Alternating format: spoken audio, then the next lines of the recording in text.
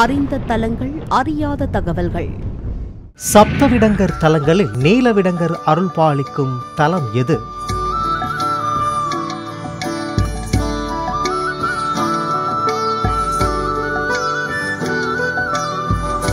நவக்கிரகங்கள் ஒரே வரிசையில் வீற்றிருக்கும் தலம் எங்கே உள்ளது?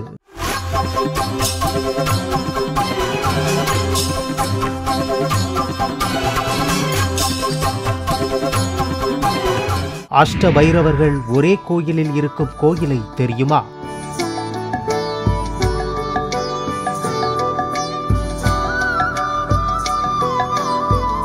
சித்திரை முதல் வெள்ளிக்கிழமைகளில் காலபைரவருக்கு சிறப்பு பூஜை செய்யும் தலம்.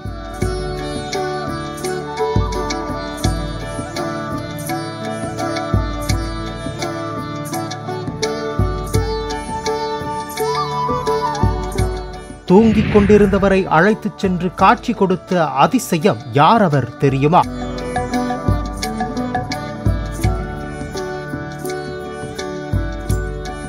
இப்படி பல்வேறு கேள்விகளுக்கு பதிலளிக்கிறது இந்த அறிந்த தலங்கள், அறியாத தகவல்கள்.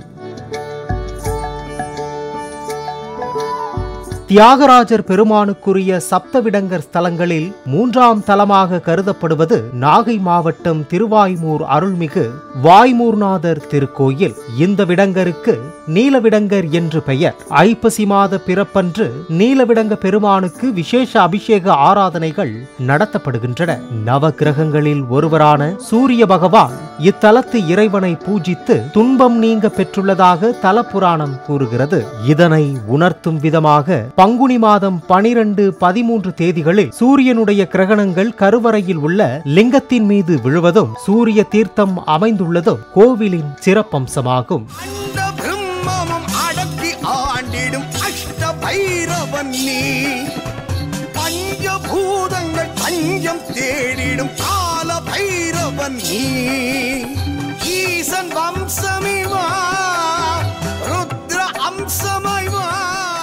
பொதுவாக ஆலயங்களில் நவக்கிரக மேடையில் நவக்கிரக தேவர்கள் தங்களுக்குரிய திசை நோக்கி அருள் பாலிப்பார். ஆனால் இந்த திருவாய்மூர்நாதர் திருக்கோயிலில் நவக்கிரகங்கள் ஒரே வரிசையில் அருள் பாலிக்கின்றன. அதனால் இத்தலத்து இறைவன் வாய்மூர்நாதரை வணங்கி வழிபடுவோருக்கு நவக்கிரக தோஷங்கள் விலகும். மேலும் இத்தலத்தில் இங்குள்ள அஷ்ட பைரவர் சன்னதியில் 8 பைரவர்கள் இருந்ததாக கூறுவர். ஆனால் தற்போது 4 பைரவ மூர்த்திகள் தான் இருக்கின்றன.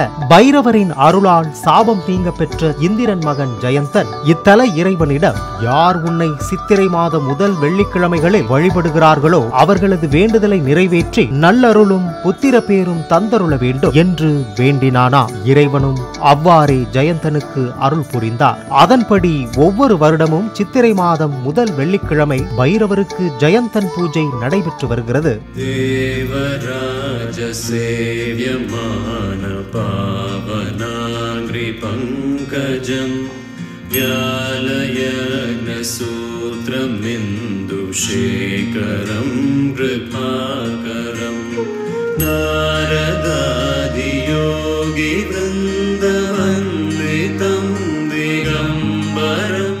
அப்பர் திருமறை காட்டில் ஆலய கதவினை திறக்க பதிகம் பாடிய பிறகு அன்றிரவு அங்கு தங்கினார். அப்போதுதான் 10 பாடல்கள் கொண்ட பதிகம் பாடிய பிறகு கதவு திறந்ததையும், ஆனால் சம்பந்தர் பதிகத்தின் முதல் பாடலிலேயே கதவு மூடியதையும் நினைத்து சற்று மனக்கலக்கத்துடன் இருந்தாரா. அவர் உறங்கும் போது இறைவன் அவர் கனவில் தோன்றி, அசரீரியாக நான் திருவாய்மூரில் கோவில் கொண்டுள்ளேன், அங்கு வருவாய் என்று கூறி அருளினார். உடனே அப்பர் விழித்தெழுந்து திருவாய்மூர் அடைந்து இறைவனை பதிகம் பாடி துதித்தார் என்கிறது தலப்புராணம். அங்கே திருமறை காட்டில் அப்பரை காணாத சம்பந்தர் அவரை தேடிக்கொண்டு திருவாய்மூர் வந்து சேர்ந்தார். அப்பர் கவலையுடன் திருவருளை அறியாமல் திருக்கதவு திறக்க 10 பாடல்கள் கொண்ட பதிகம் பாடிய எனக்கு காட்சி தராவிட்டாலும் ஒரு பாட்டிலேயே கதவு அடைக்கச் செய்த சம்பந்தருக்காவது தங்கள் திருக்கோலத்தை காட்டியருள வேண்டாமோ என்று கூறினார். இறைவனும் சம்பந்தருக்கு மட்டும் திருக்கோலம் காட்டி அருளினார். சம்பந்தர் தான் கண்டுகளித்த இறைவன் திருக்கோலத்தை அப்பருக்கும் காட்டினார் என்று பெரிய புராணம் கூறுகிறது.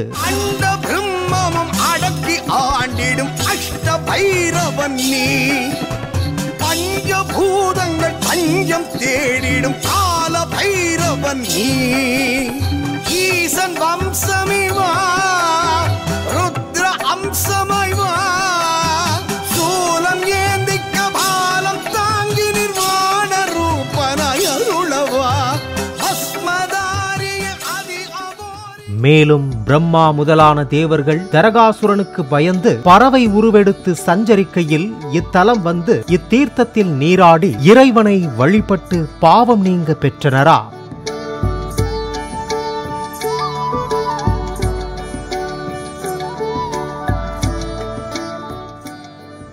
நேயர்களே, இந்த அறிந்த தலங்கள் அறியாத தகவல்கள் பகுதியில் அஷ்டபைரவர்கள் சன்னதி கொண்ட தலம், சப்தவிடங்கர் தலங்களில் நீலவிடங்கர் அருள்பாலிக்கும் தலம், அப்பர் திருஞான சம்பந்தர் இருவருக்கும் ஒரே நேரத்தில் இறைவன் அம்மையப்பனாக காட்சியளித்த திருத்தலமான நாகை திருவாய்மூர் வாய்மூர்நாதர் கோயில் பற்றி அறியாத பல தகவல்களை தெரிந்து கொண்டோம். வாய்மூர்நாதரை நாமும் வணங்கி வாழ்வில் மேன்மை அடைந்திடுவோம்.